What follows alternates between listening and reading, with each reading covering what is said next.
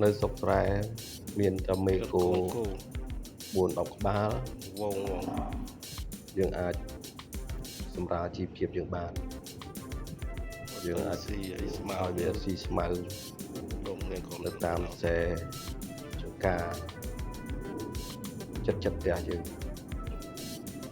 ពេលវាធំទៅពេញកំមុំអីទៅយើងអាចបង្កើតកូនបានទៀតឆ្នាំកើតកូន1 2យើងអាចដោះតល់បានធ្វើអាជីវភាពយើងក៏ធូរមួយយ៉ាងវាមិនមានណាស់ទេមិនដូចអ្នកទីក្រុង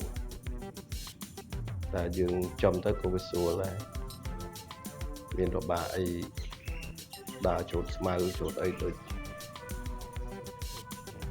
អ្នកគោនៅយើងទីក្រុងគោនៅស្រែមានអី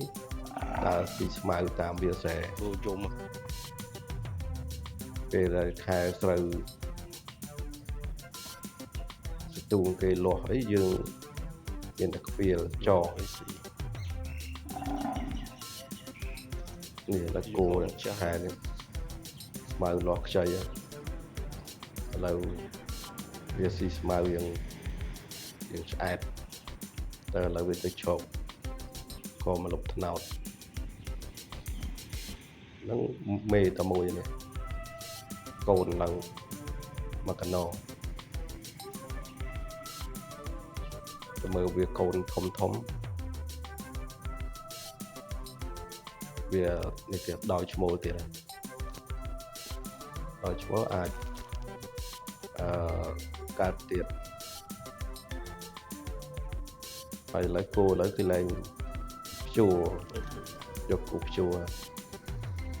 ពីប្រើធាក់អស់ហើយគោយុទ្ធដល់អញ្ចឹងគោមានអីបាក់ខ្លាំងឈ្មោលបលែងតែស៊ីស្មៅចោលសឹងមិនចោល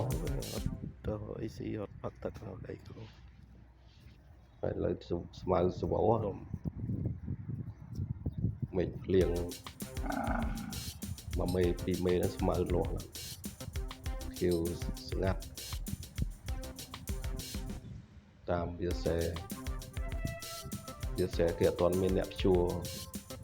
ដល់ចំសវោស្មៅគោខ្ញុំនេះទឹមបានតែបានចិត្ត10ក្បាលគាត់បាន10 7 ក្បាល